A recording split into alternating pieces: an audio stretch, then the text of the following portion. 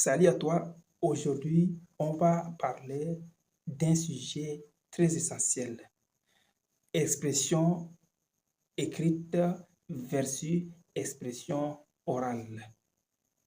Deux façons différentes de s'exprimer, deux styles tout à fait différents avec des impacts qui ne sont pas les mêmes. Parmi les deux, laquelle maîtrises-tu vraiment? Reste avec moi jusqu'à la fin de cette vidéo et on va décortiquer ensemble ces deux manières de faire passer le message.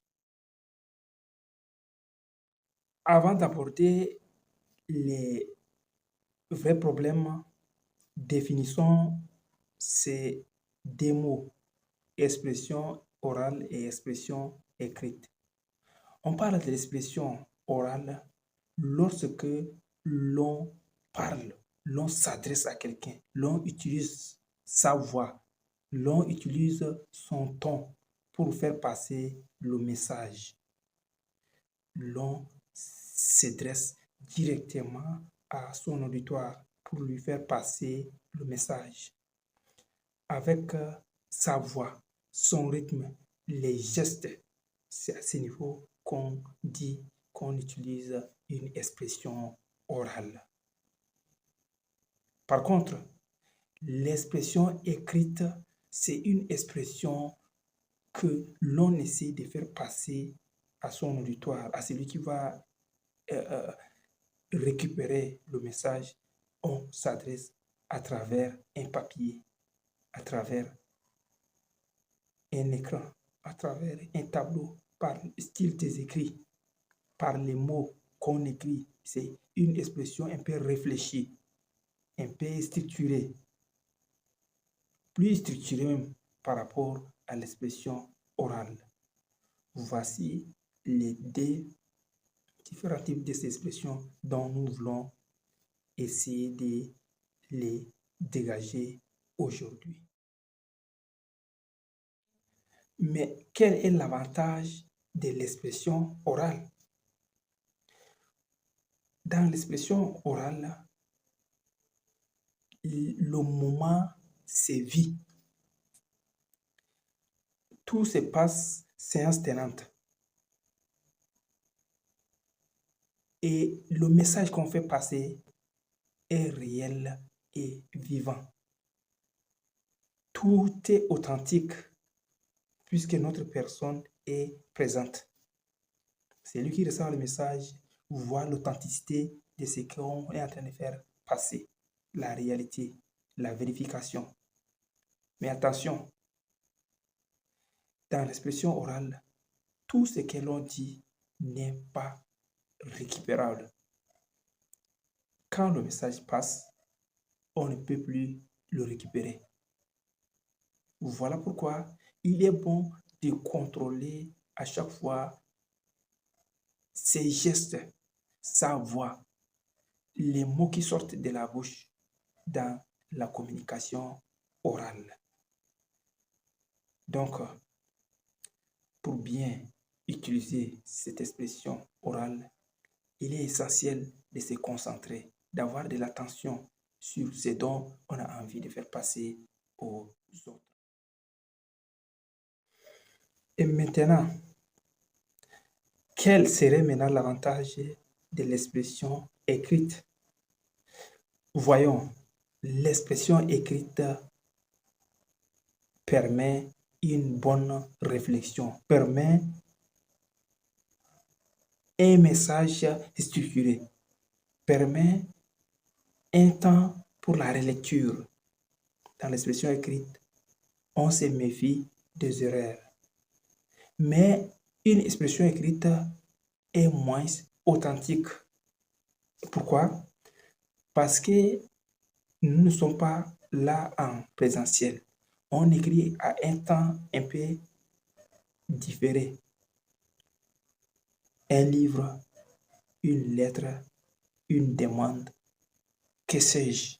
Tout ça, on les écrit en prenant un temps pour réfléchir et savoir quel mot utiliser en utilisant des brouillons qu'on peut à chaque fois le faire jeter dans la poubelle.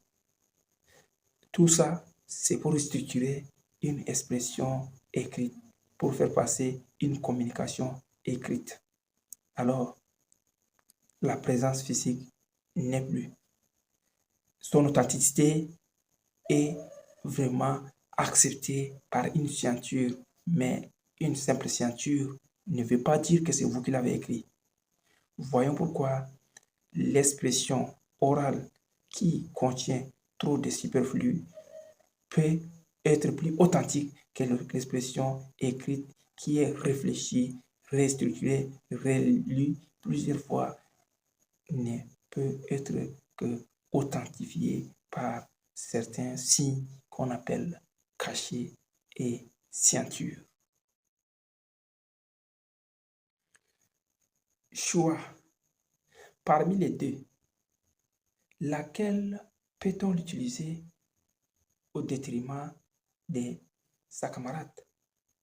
Alors, laissez-moi vous dire ceci. Les deux systèmes de communication, les deux manières de faire passer le message sont utiles selon le type de message qu'on voulait faire passer. Voyons, lorsque vous avez une idée forte à faire passer, parlez. Faites passer par la voie orale. Ça peut être en présentiel, ça peut être télévisé, mais on le fait passer oralement, une idée forte.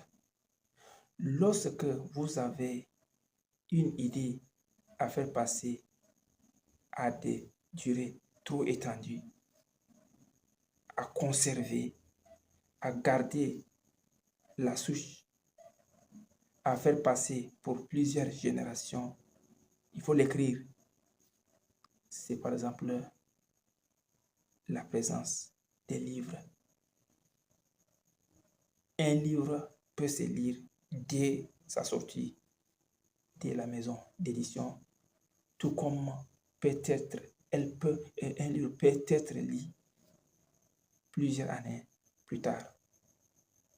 Donc voyons pourquoi l'expression orale s'est fait passer pour une idée forte, quelque chose qu'on a de très important à faire passer immédiatement, on utilise l'oral, alors qu'une idée qu'on peut la faire passer et la garder pour de génération en génération, il faut l'écrire. Mais il y a autre chose. Si vous voulez faire passer votre message par la voie des conférences, on utilise les deux. On combine l'expression orale avec l'expression écrite pour faire passer le message de la conférence. Alors, lequel de ces deux styles de communication tu te retrouves bien à l'aise là-dedans? Partage ton avis à travers des commentaires. Et si tu veux qu'ensemble on progresse avec l'art oratoire, abonne-toi à ma chaîne et ensemble nous allons progresser pour atteindre le niveau élevé dans la maîtrise du style de communication. Publié par Guy Lallet Sanson.